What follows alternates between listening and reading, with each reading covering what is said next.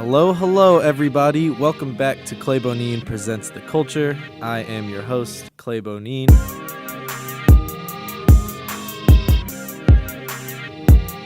And today, I have a very special guest in the building. He's actually my first guest on the show, so, we're kind of workshopping it. He's going to be my guinea pig today, actually. I have my good friend Will Thompson in the building. What's up? Hello. Thank you for doing this. No problem, I man. appreciate it. Yeah, no, it's great being here. Will is I guess you own your own brand, right? So I'm a co-founder in the brand itself. Me and my roommate, about 2 years ago, we started ourselves a clothing brand. We've been working ever since. And what's the name of that clothing brand, sir? That is Fade Clothing Company. Yes, sir.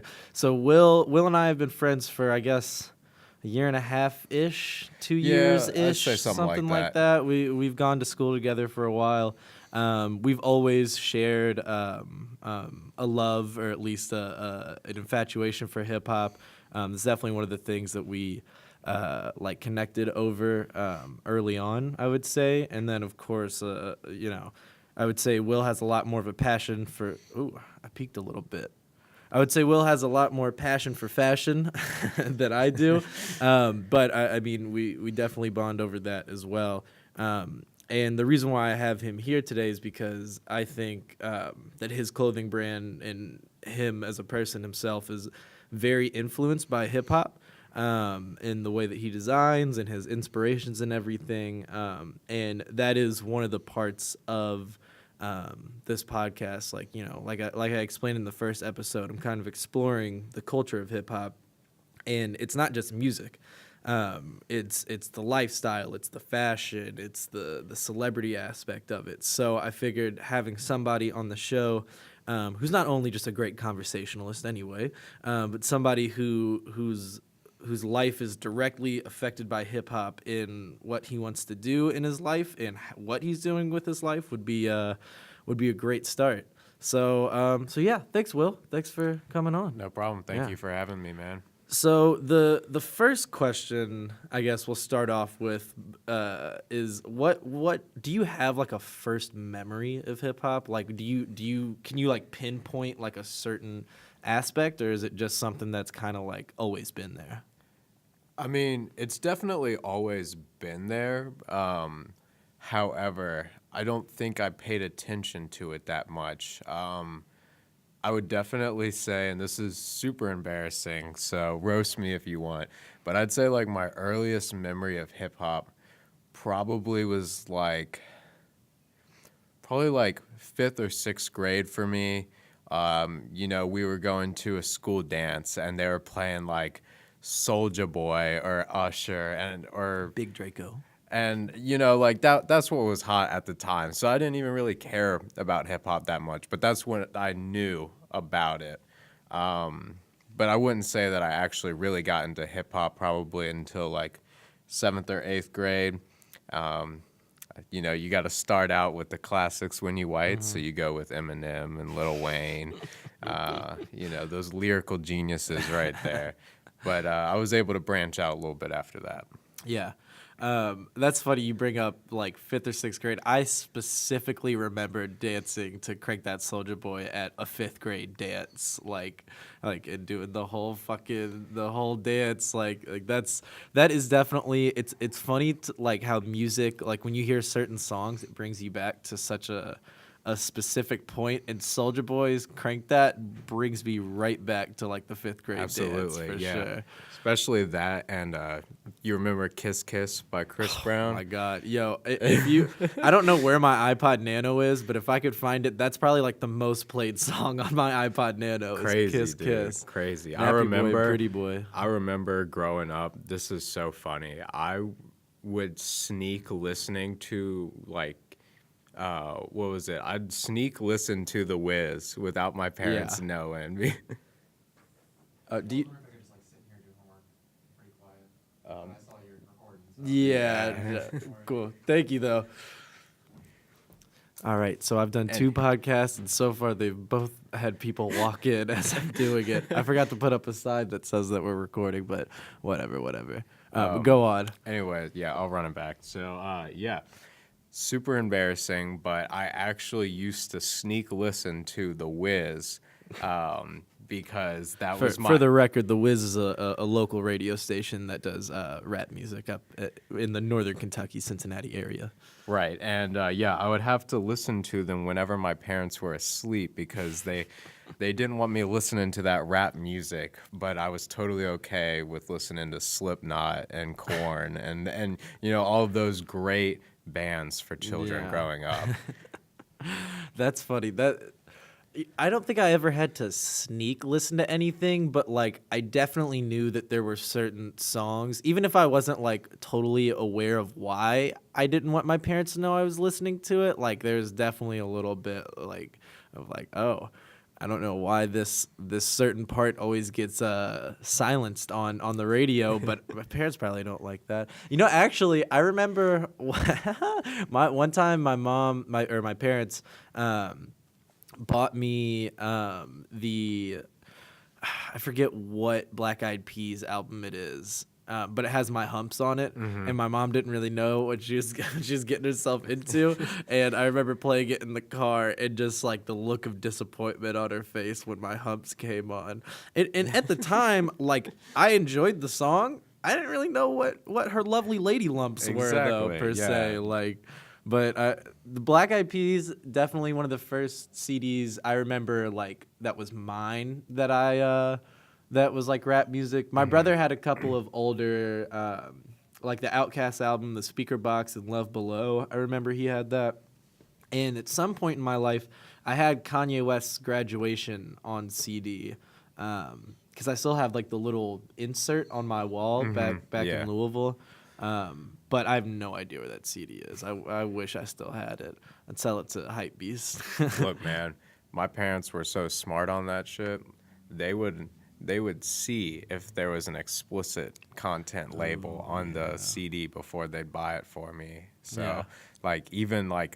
even the music that I really, really enjoyed, I didn't get to fully dive into it just because there was a whole section of music I didn't even get to listen to. There's also, have you ever had an experience where, like, you hear a song from your childhood and you didn't know that there was an unedited version, and then, like, for me, it was Kanye West's Gold Digger. You know, yeah. he says in the song, "She ain't messing with no broke." But that's not what he really says, though. And I remember hearing that, like, in high school and being like, oh, my God, he curses in this song? Like, No, for real. I couldn't believe it. That was actually me with, what was it? I think it was "Bitch Don't Kill My Vibe" when Kendrick first had that playing on the radio. That like I didn't. What's the even, radio edit? Does it say Trick? I really can't remember. I haven't heard it in so long because that was back when like Apple Bottom Jeans still played on the radio, dude. Another absolute classic. So yeah, that's some pretty good like early childhood memories of music, or of rap music at least. But so as you know, as we've discussed, why we're here, you know, we're talking about the culture of hip hop, how it's intersecting in every single which way of pop culture. Now, of course, I mean, like, I'm not expecting you to have the answer, but do you have any like thoughts as to why? Like, because if we like, I said to you before, like, if we were doing this podcast in 1980, you know, 2 or whatever, we'd be talking about rock music, or we'd be talking about if we did it a little later, it'd be Prince and Michael Jackson and why that's the intersection of culture right now. But Right. what do you think? Are there any like I don't know, any defining factors you think why this generation from I call it from like 2010 and on, why it's having hip hop be its kind of you know, genre or generation defining genre? I mean, if I had to like pinpoint maybe why this is happening, it's definitely the internet. So like Absolutely. I feel like the internet just gave a lot of like the average people the opportunity to be able to put themselves out there, including, young rap artists like, yeah, like, you know, like Soldier Boy. When he first came out, he completely out Big Draco. destroyed, completely annihilated our entire idea of like what internet marketing was, and like basically laid out this, not like necessarily a plan, but just like a way of doing it in a more accessible way. So I feel like because it was more accessible for younger people, there was this like huge saturation coming from all these different like artists of different variety. Because, you know, like rap music isn't even like, you can't even really say rap music is one thing, because you have all these different subgenres within it, and then it takes elements from where it's not fully like taking the style of a certain genre of music, but it does take elements from it and Yeah. create something new. So you have, and I feel like that happened just because there was so many like different normal people that had the opportunity to be able to put something out there. Yeah, I think you, of course, you know, there's elements from everything, but I think the internet definitely, like, if you had to point to one thing, the internet's definitely a huge part of it. And I feel like you could say this for a lot of music too, but especially with hip hop, it's like a lot of people who wouldn't have had the chance to get their voice heard or to get their creativity off in any sort of way, to have YouTube, to have, or even further back, to have MySpace or whatever, like to upload their creativity. Like that is definitely a huge part of why hip hop is like this. And then when, you know, younger kids start to get on the internet and start to look around, like that's probably one of the easier things to find, I would say. Sorry to cut you off there, but I would also say that a lot of it has to do with the fact that maybe the internet seemed like the only option at the time. Yeah. Like, you know, if you're looking back to the past, back in like the 90s, like artists would have to basically beg and fight just to get their song on the radio, because all these different radio shows, they had built up a following over such a period of time that they had a say in what was hot and what was not. They were gatekeepers in the community. But when you created a new gate for people to come through, there wasn't those gatekeepers.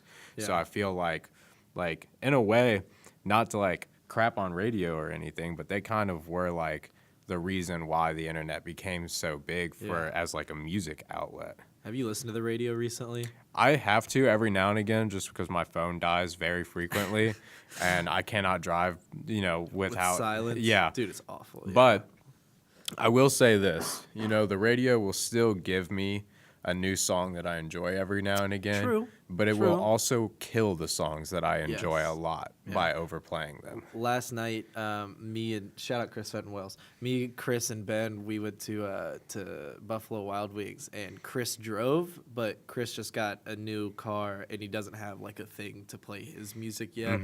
Dude, the radio is, man, It's a nightmare sometimes, Garbage. dude. It's Especially okay, the way so- that they censor it too. They Oh my almost God. completely ruin certain songs. Yeah. Like, I'm not saying that like every song has to have its like explicit content in Mm-hmm. it, but when it is like the theme of the song and then you remove that, yeah. you're almost removing the theme of the song. Yeah. Like, I'm not trying to defend Sheck West or anything, Yeah, but of you know, if course. you're gonna put a song like Mo Bamba out on the radio, you can't censor that song, Yeah. dude. Like, that song is Does he the have hose or does he have clothes? You know what Yeah, I mean? Like, yeah. isn't that the censored version? I got clothes. I got clothes. And the why are Calling the a young Sheck West phone. exactly Yeah. why are the clothes calling his phone? I don't know. It brings up too many questions for me, and it makes me wonder if there was anything like that in my childhood that I just didn't understand. Yeah. As well as like what kids are listening to music nowadays and they don't understand what the So, actual song That's is. the other thing too, is like, so with a song like Mo Bamba that's like become like this like really like explosive hit. Oh yeah, especially I mean they're with playing that people in like high school like basketball games Yeah, now. yeah. Like that's more But than just the thing is, when we were growing up, and especially people before us, like we had a little bit of access to the internet, but we still were kind of on that line where like it wasn't as great as it was now. You know what I mean? Yeah. You know, we grew up with the AOL and the dial-up, yeah. so we understood the patience of the But internet. kids now, like if they hear Mo Bamba on the radio, like they're gonna be like, Mom, give me my iPad, and then search it up on YouTube and be like, oh my God, he's not talking about clothes. Like Exactly, it's way easier. Which is, I want to do a different podcast about the internet, but like I think about like, okay, if that's how like kids in 2019 or 2018 or whatever can like have access like that, like what about my kids? Like first of all, I don't want kids, but if I had kids Right, though, yeah. like in 2035 or whatever, Right. like What is like, the internet going to be like in 20 years? Are we even going to be prepared to like Yeah. protect them? Yeah. I remember as a side note, I remember discovering internet porn in the 4th grade. And I didn't really know what it was that like I just knew that I liked it for some reason, but I didn't really like know what it was. But my mom hey, always delete your search history, because my mom got on the family computer one day and found it. That was a real rough finding. But it was so kids easy. nowadays don't even know because they got incognito mode. It's so dude, it's so easy now. It was semi easy 10.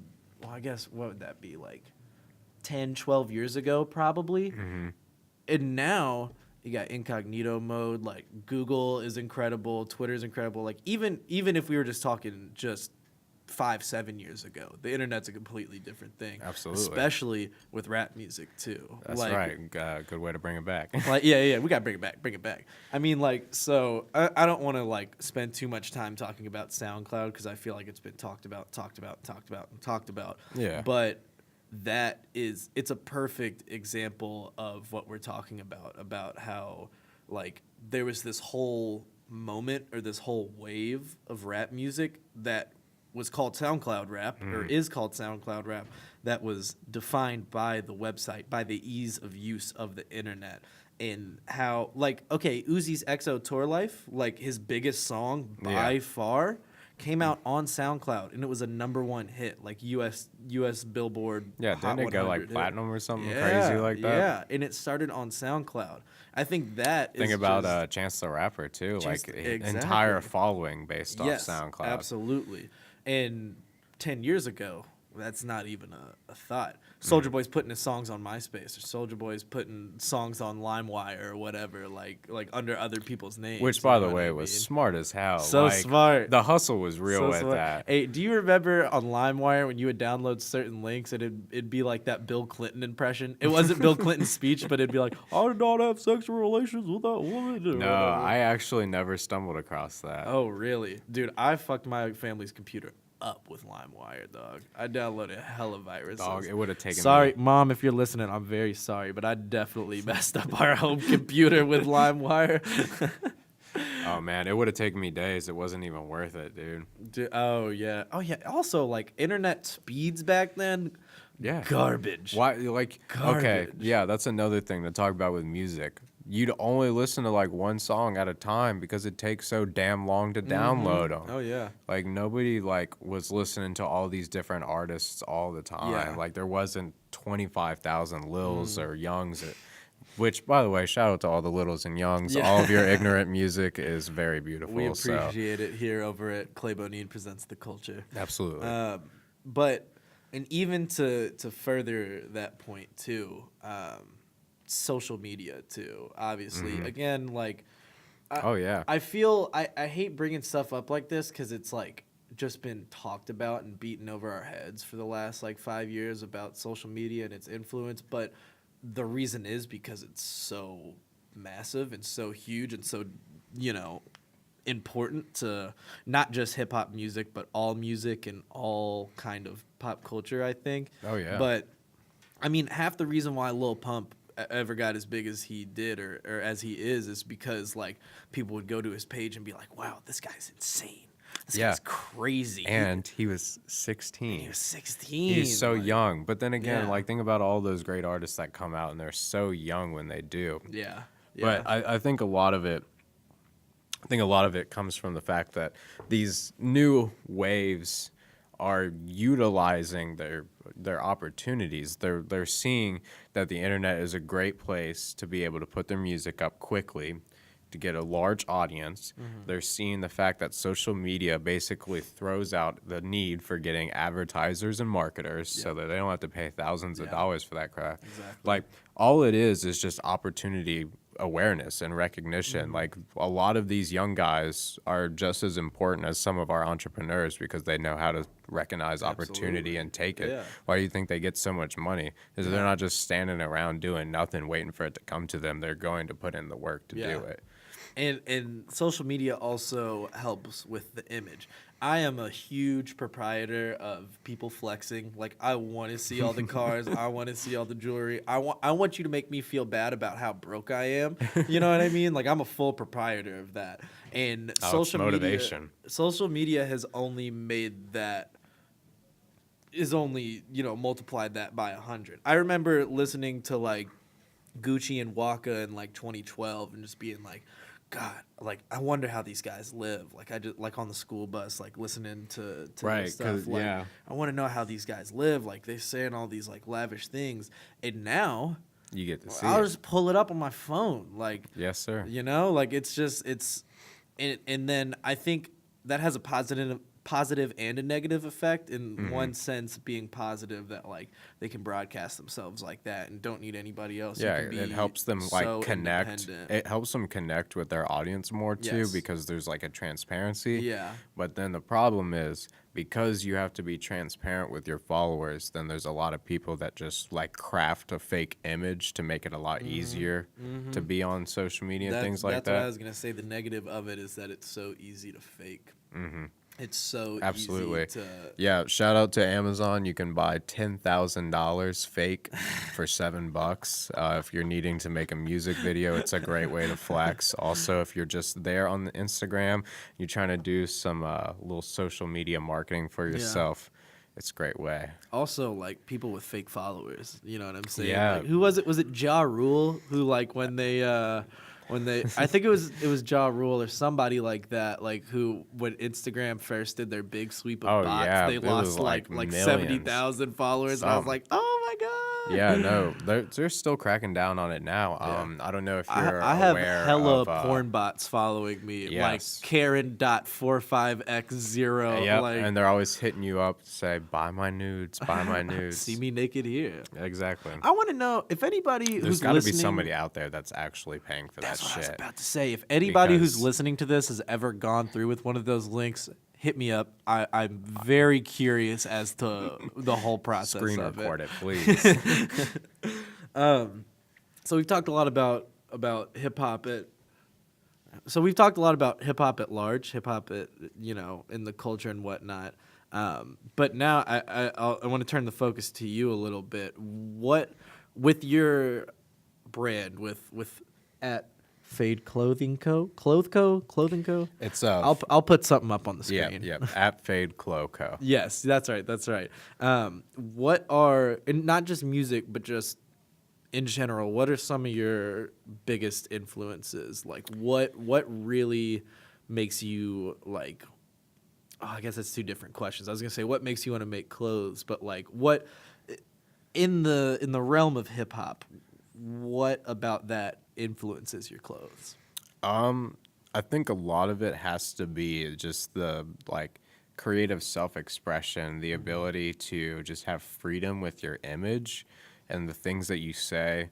So it's like a really, really good way for people to get out there and kind of like show who they are without having all of those like, like all of the like troubles that you would go to like in high school trying to like not stand out but like get yourself out there and like show people who you are. It's a very, very like good way to connect with people too. Like just having friends that share like the same interest in music, it starts to bleed into your other interests too. So like definitely growing up, all of my friends being really, really into music, specifically hip hop, we were able to kind of start getting more into other similar aspects like fashion and other things like that.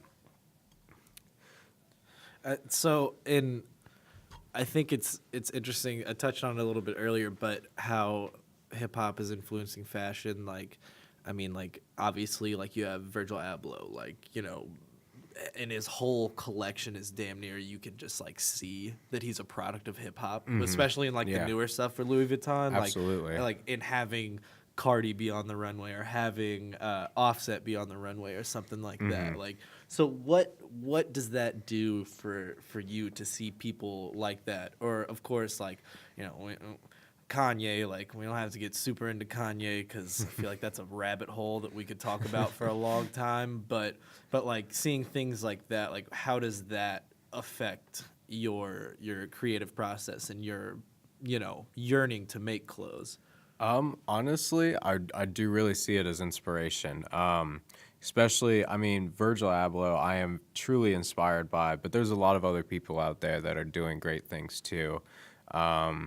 You know, like I would say that Badger Wu from 99%, he's putting a really, really good spin on what fashion can be and being able to reach out to people that might not necessarily think it's so accessible to wear.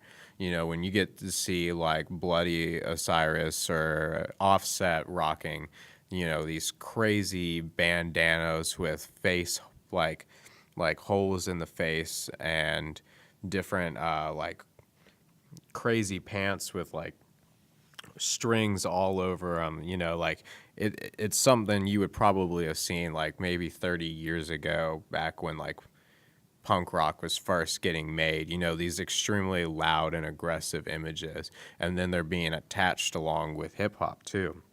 So you're building upon like your own brand as well as being accessible for other people. And I'm really inspired by that. I think a lot of that, it creates opportunity for new things to become, you know, to be made out there. Like if we weren't mixing all of these different genres and all of these different like outlets, then we would never be making anything new. Yeah. So it sounds like what you just said in the last two answers is accessibility really important to you in your clothes or just in fashion in general, and not necessarily like, you know, is a t-shirt going to be $30 or is it going to be $130, but like accessibility of style, you know what I mean? Yeah. No, I definitely with the brand, I never want to discourage anybody from feeling like they can't wear the clothes or that it's not their style. I definitely think that style is a very fluid thing, and that you know, you really shouldn't like bog yourself down to one style, honestly. So like with the idea with the brand is you're able to basically kind of explore who you are as a person through the clothing, because the overall concept will eventually fade between the collections. We're never really going to stay on, we're never really going to stay on one path, and I highly recommend that other people follow suit. You know, it's very, very fun to be able to jump from opportunity to opportunity and never have to be, you know, never have to be like stuck down to one thing. Yeah. I think that also kind of shows in the clothes that you wear in your personal fashion. Like the other day you were wearing plaid pants with the like black and yellow Jordans, and now today you have like the white with the like the dark with the, what are those, the special ops Air Force Ones? Yeah, I like to mix it up a little bit. All right. So we're at about 30 minutes right now. Let's talk about Young Thug. All right, it had to happen. When we were talking about, when I was like giving Will kind of the warm up of like what we wanted to talk about or whatever, we definitely kept circling back on the idea of Young Thug.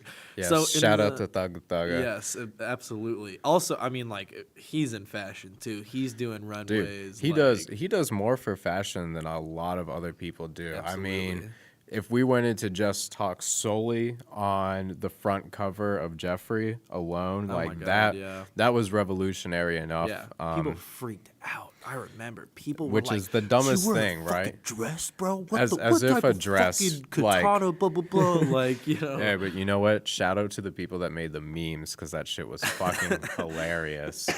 But no, it's a good point. I think there's something about Young Thug. It's just Yeah. infectious. You can't not love the man, whether Yeah. it's his like music or the way that he dresses or the way that he interacts with the other people around him. I mean, the dude just shows like he's got a lot of love to give. Like, I mean, like even with like the younger artists that are coming up underneath of his wings, like Lil Baby and Gunna and Lil Keed, like a lot of them, people say that they're the clones of Young Thug, but I think they should only be considered clones because Young Thug is giving them the opportunity to step forward. If we didn't have people like Thug, we might not ever get people like Gunna or Lil Baby. Yeah, and he seems very conscious of that too, in a very loving way. Like he always has been supportive of other artists, even if they are quote unquote clones of him or whatever you want to call it. But he's always like, I remember before I really started listening to Gunna, like Gunna had features on Young Thug songs, and I liked him or whatever. And then Drip Season 3 came out and everything changed. But but no. Also, I remember when I first heard Young Thug. First of all, I was like, is somebody really fucking named Young Thug? Like, are you fucking kidding me? And I was never a hater of trap music or whatever. Like, that's definitely my style. But I remember being like, what stupid motherfucker is gonna have the name Young Thug? Like, that shit ain't gonna take off. Yeah, I mean, honestly, I will say that Lifestyle was definitely the first thing I heard by Young Thug. So that if you're talking about accessibility, Lifestyle is not necessarily an accessible song to get into Young Thug. However, it does set the tone for what he Yes, does. absolutely. Because if you move past Lifestyle and you've got Stoner and you got Danny Glover. That's the first one. Danny Glover was the first one. We're not talking about the remix called Two Bitches. We're talking about We're Danny talking about- Glover, the original version. That was the first song that I heard by him where I was like, oh, damn, we this dude's kinda got hard. we got Big Racks featuring Lil Uzi before people knew about Lil Uzi. Yeah, that was my first introduction to yeah, Lil Uzi yeah. too. Yeah. Honestly, people don't realize that just because you're coming out of the gate and you're different and people think that it's weird doesn't necessarily mean that you're doing the wrong thing. Yeah. And I feel like Young Thug knew that because he Yeah. just stayed true to himself. Yeah. And this is a little bit off topic, but I remember watching an interview about Young Thug back in the day about how he did what he could because he was utilizing his market. So he chose the Young Thug name because he knew he could get to the young thugs out there that wanted to listen to that kind of music. He didn't really kind of branch out into this fashion shit till he really solidified himself and realized what he could do with his brand too. He was on a lot of Because he said he was always into fashion, wearing girls' jeans and pearls and jewelry ever since he was a kid. But he chose to do the more thug style route because he knew that was accessible for people. Absolutely. I remember hearing him on a lot of old Gucci stuff, like pre clone Gucci. Although I don't he think came I don't out with think the Gucci's a clone. 1017 Young Thug project. Yeah, because he was signed to Gucci at first, and I felt very kind of wishy-washy. Like, I would hear him on certain features and be like, well, I won't skip this part, whatever. But Danny Glover was the first one where I was like, okay, I actually do really, really like this dude's music. Yeah. And then to go There's back just something about it too. I mean, I'm not gonna lie. Part of the fun of Young Thug music is the deciphering of Young Thug music. Dude, every time you listen to a mixtape, you hear something new. There's something new, whether it's the ad lib or something. I remember, I'm such a big Young Thug fan that I watched a 30-minute documentary by Alex Tomei on the engineering of Young Thug. Yeah. And he talks about how he will cough into the microphone, enjoy the sound of the cough so much, and ask Alex Tomei to save it in a folder of sounds, and he might use it in a song 3 years from now. They don't know. They just have an entire folder of sounds that Thug makes. Yeah. And I will say, too, admittedly, when Young Thug was first starting getting popular and the whole mumble thing started coming around, I'm guilty of this with multiple artists, I kind of like them at first on a, I don't want to say on a joking basis, because I did think that what he was doing was valid, but it's also kind of funny to be yeah, I like this guy, I don't really know what he's saying, but it sounds fire. I don't know. Yeah, no, I feel like I feel like listening to something ironically makes it so much easier to transition Yeah. to listening to it unironically. Yeah, for sure. And then when you Because start, I mean, when you think of like some of the newer artists that have came out, where I would have been like, "Oh, this is a joke," and I might not have taken it as seriously, but now I love it. yeah, You know, Yeah. like you got yourself Blueface with Tatiana. When I first heard that shit, Yeah. I loved all of the memes that were like, you know, Yeah. he's rapping off beat, he rapping. You Like know, they Courage send the the beat, Cowardly they Dog. send the beat Friday, and he already had his verse recorded type shit. I love that shit. Yeah, But yeah. yeah, no, I feel like listening to something ironically makes it Mm-hmm. so much easier to be able to make that transition. Yeah. And just to our last point on Young Thug before we wrap up, I think that I forget there's a Genius video where they talk about his, like, they have like a linguist like analyze like Young Thug lyrics or whatever, and the guy makes a really good point about how this is paraphrasing, of course, but he makes a point along the lines of it's not really about how it's not about what he's saying, but you can still get the emotion and the message across in the big fucking air quotes here mumbles. You know what I mean? Like and it's the same with Future too. I don't even want to get talking about Future, but like it's the same thing. Like, okay, you may not be able to understand what he's saying, but there is still validity and emotion and musicality in this Oh yeah, in absolutely. this, mumbling. Like You can definitely feel the emotion behind the music, even if it's not necessarily something super emotional. Yeah. You know, like when you, dog, when you first hear that beat on Feds to the Sweep, you know damn well you're gonna start getting some tears.